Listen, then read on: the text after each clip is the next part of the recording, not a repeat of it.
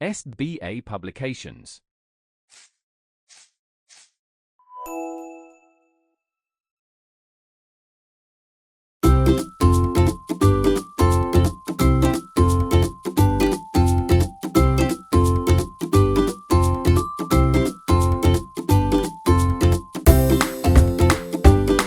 नमस्कार प्यारे बच्चों, कैसे हैं आप सब। मैं उम्मीद करती हूँ आप सब बहुत अच्छे होंगे। बच्चों, आज हम पढ़ेंगे पाठ 10 जिसका नाम है क्रिया। आज हम किसके बारे में पढ़ेंगे? आज हम पढ़ेंगे क्रिया के बारे में, यानी कि क्रिया की परिभाषा, क्रिया के भेद और क्रिया का रूप परिवर्तन। चलिए शुरू करते हैं। क्या आप जानते हैं क्रिया होती क्या है? क्रिया यानी कि किसी भी काम का होना, जैसे खेलना, हंसना, बोलना, रोना, ये सभी क्या है? ये सभी काम है। इन्हीं को हम क्रिया के नाम से जानते हैं।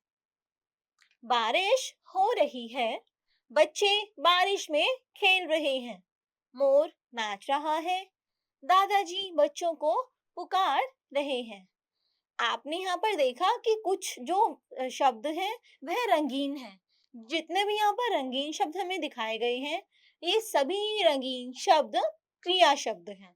जैसे बारिश का होना, बच्चे क्या कर रहे हैं? बच्चे खेल रहे हैं, मोर नाच रहा है और दादाजी बच्चों को पुकार रहे हैं। तो यह सभी क्या है? यह सभी हमारे क्रिया शब्द कहलाते हैं। तो हम कह सकते हैं जो शब्द काम के होने या करने का बोध कराएं उन्हें ही हम क्रिया कहते हैं। आइए कुछ और शब्द देखते हैं, जैसे सोना, जागना, भागना, मनाना, जीतना, हारना, चलना, रुकना, बैठना, पढ़ना आदि। ये सभी क्या है? यह सभी हमारे क्रिया शब्द हैं। है, हूँ, था, थी, थे आदि भी हमारे क्रिया शब्द ही हैं। तो क्रिया के कितने भेद होते हैं? क्रिया के मुख्यतः दो भेद होते हैं। कौन कौन से? सकर्मक क्रिया और अकर्मक क्रिया। आइए सकर्मक क्रिया और अकर्मक क्रिया के बारे में विस्तार से पढ़ते हैं।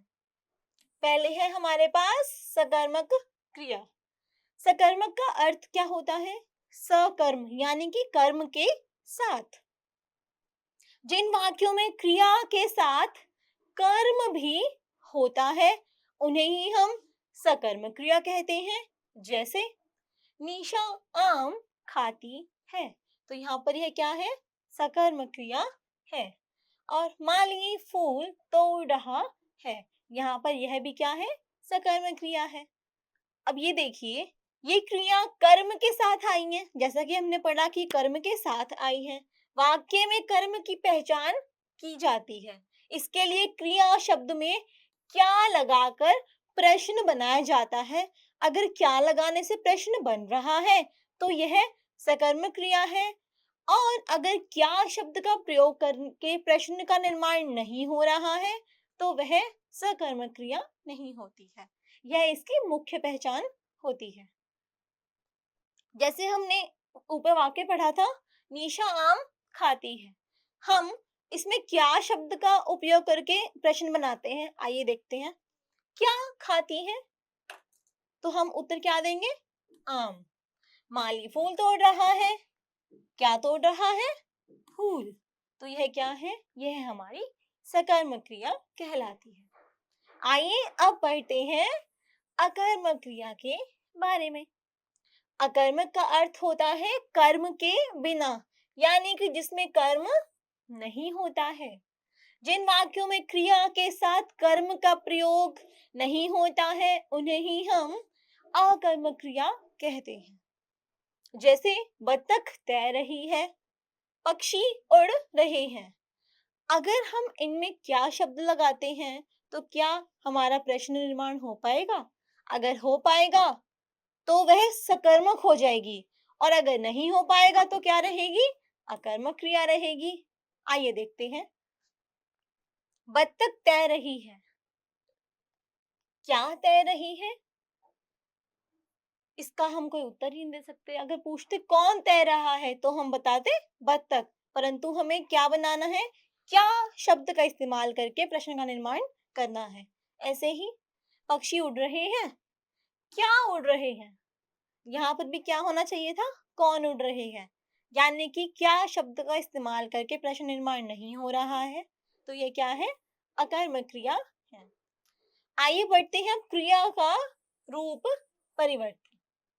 लिंग, वचन तथा कारक बदलने पर क्रिया का रूप भी बदल जाता है। देखते हैं कैसे। लिंग बदलने पर कैसे बदलेगा। बालक खेल रहा है, अब यहाँ पर बालक है, यहाँ पर बालिका, बालिका खेल रही है, तो यहाँ पर इन दोनों में भी बदलाव हो गया है। ठीक इसी प्रकार वचन बदलने पर घोड़ा घास खा रहा है, यहाँ पर घोड़ा एक है, यहाँ पर अधिक है, यानी कि घोड़े घास खा रहे हैं। ये रहा है से रहे हैं हो गया है। ऐसे ही कारक के बदलने पर कैसे परिवर्तन आएगा देखते हैं। मालिनी ने हाथ धोए, मालिनी को हाथ धुलाओ, यहाँ पर भी इन दोनों में परिवर्तन आ गया है। आइए इसको एक कविता के माध्यम से जानते हैं। सूरज धरती प्राणी पेड़ सब करते अपना काम, कभी की जाती है कभी स्वयं होती है, क्रिया है उसका नाम। आइए दोहराते हैं, आज हमने क्या क्या सीखा। आज हमने जाना कि जो शब्द काम के होने या करने का बोध कराते हैं उन्हें ही हम क्रिया कहते हैं। क्रिया के दो भेद हैं, सकर्मक और अकर्मक। लिंग, वचन और कारक इत्यादि के बदलने पर भी हमारी क्रिया का रूप बदल जाता है।